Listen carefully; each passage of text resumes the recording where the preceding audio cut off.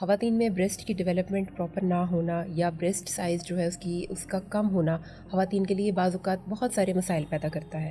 کچھ خواتین cosmetic concerns بھی ہوتے ہیں ان کے، اور پھر وہ سائیکلوجیکلی بھی ڈسٹرب ہونا شروع ہو جاتی ہیں۔ تو سمجھنے کی بات یہ ہے کہ خواتین میں بریسٹ کی ڈیولپمنٹ کا پراپر نہ ہونا کن وجوہات کی وجہ سے ہو سکتا ہے۔ تو سب سے پہلے ہم ان وجوہات کو جان لیتے ہیں۔ ایک تو اس میں جو پہلی امپورٹنٹ چیز ہے وہ ہے جینیٹکس۔ فیملی ہسٹری بہت میٹر کرتی ہے۔ جن فیملیز میں خواتین کی بریسٹ سائز کم ہوتا ہے یا بہت زیادہ نہیں ہوتا ہے انلارج، تو وہ نارملی آگے سے بچے بھی اسی طریقے سے ان کی گروتھ بھی ویسے ہی ہوتی ہے۔ تو جینیٹکس کا اس میں بہت بڑا رول ہے۔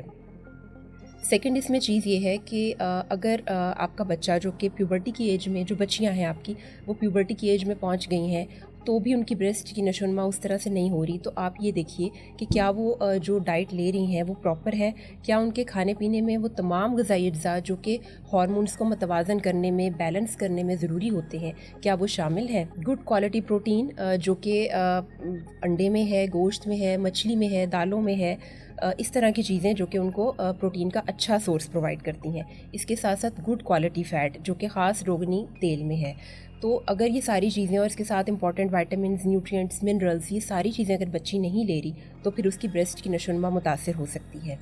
اس کے بعد تیسری چیز یہ ہے کہ اگر فیمیلز جو کہ ایڈلٹ فیمیلز ہیں اور ان کی بریسٹ کا سائز پہلے نارمل تھا لیکن ود ٹائم گریجولی وہ ریڈیوس ہونا شروع ہو گیا، تو اس میں بھی دیکھنے کی بات یہ ہے کہ اس میں کیا وجوہات ہو سکتی ہیں، جیسے کہ ہارمونل امبیلنسز۔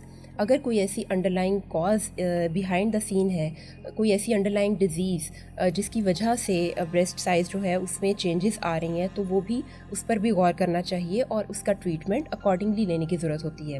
کچھ ایسے اوویرین پرابلمز ہیں جیسے کہ پری میچور اوویرین فیلئر ہے، جس میں کہ اووریز جو ہے وہ ان کی فنکشننگ ڈسٹرب ہو گئی وقت سے پہلے، یا پھر پری میچور مینوپاز ہے، یا کسی نے اگر سڈنلی ویٹ ریڈیوس کیا ہے کسی بھی وجہ سے، تو بھی اس کی بریسٹ کی سائز جو ہے اس میں چینجز آتی ہیں۔ جیسے پریگننسی کے بعد سڈنلی ویٹ کم ہوتا ہے، یا کچھ لوگ ڈائٹنگ سٹارٹ کر دیتے ہیں اور ہیلدی جو ہے فوڈ نہیں لیتے، تو بھی ان کا بریسٹ سائز جو ہے اس میں چینجز آتی ہیں، بریسٹ سیگی ہو جاتی ہیں، لوز ہو جاتی ہیں، ان کی فرمنس جو ہے وہ ڈسٹرب ہوتی ہے۔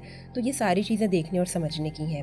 پھر ایک جو سب سے اہم بات ہے کہ ایج کے ساتھ ساتھ کچھ جو ایج ریلیٹڈ چینجز آتی ہیں وہ بھی بریسٹ کو سیگی بنا دیتی ہیں، اس کی جو سائز ہے وہ ڈسٹرب ہوتا ہے۔ تو کیونکہ ایسٹروجن اور پروجسٹرون ہارمونز جو ہیں وہ ایجنگ کے ساتھ ساتھ وہ ان کا بیلنس جو ہے وہ ڈسٹرب ہوتا ہے، وہ ہارمونز میں کمی آنی شروع ہو جاتی ہے، اور ایسٹروجن ہارمون بریسٹ کی ڈیولپمنٹ کو پراپر رکھنے میں اپنا رول پلے کرتا ہے۔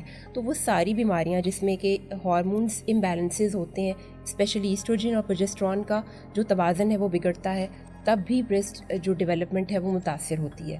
تو جب بھی علاج کی طرف ہم آئیں گے، ہم ان تمام عوامل کو ذہن میں رکھیں گے، اس کے مطابق ہم ٹریٹمنٹ کریں تو وہ بیسٹ ہو جائے گا۔